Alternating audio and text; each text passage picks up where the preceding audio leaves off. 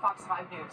All right, thank you very much, Michelle. Our coverage continues on Biden's decision to leave the race. For that, Corey Brettschneider joins us live right now. He's a law and politics professor at Brown University, also the author of the new book, The Presidents and the People. Corey, this has happened now. Let's get past the reaction, talk about the future. What are the mechanics for what happens next, especially with the Democratic National Convention kicking off just 4 weeks from tomorrow?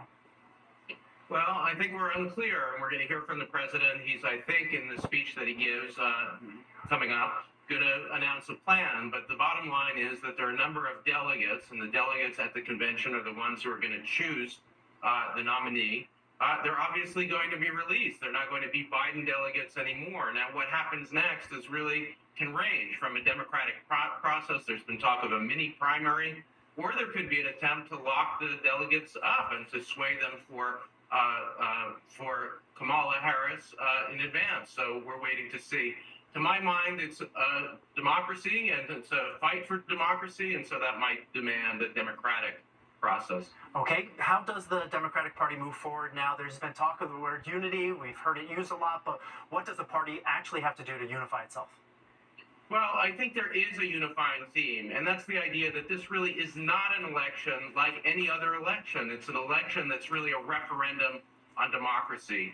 And it matters less who the particular candidate is and what the message is. The worry about January 6th, for instance, the attempted self-coup of the President Trump then to remain in power. And by stepping down, I think Biden actually really heightens that message, because as a selfless act, it fits with the idea that George Washington had of the presidency, an idea of modesty, that it's not about the person, it's about the office, it's about the Constitution. And by putting the office first, what Biden has done, President Biden has heroically put that issue of democracy on the table. All right, and I'm going to ask you to grade the media here. Just a day after the debate, the New York Times called for Biden to bow out of the race. Since then, even though we have two candidates with opposing visions for where they want to take this country, media coverage is largely centered on the age of one of the candidates, with a fraction of coverage devoted to subjects like Project 2025. You're a professor. How do you grade the impact media has had on these developments? Well, I think the New York Times rightly also called for Trump not to be the nominee of his party and talked about the threat to democracy.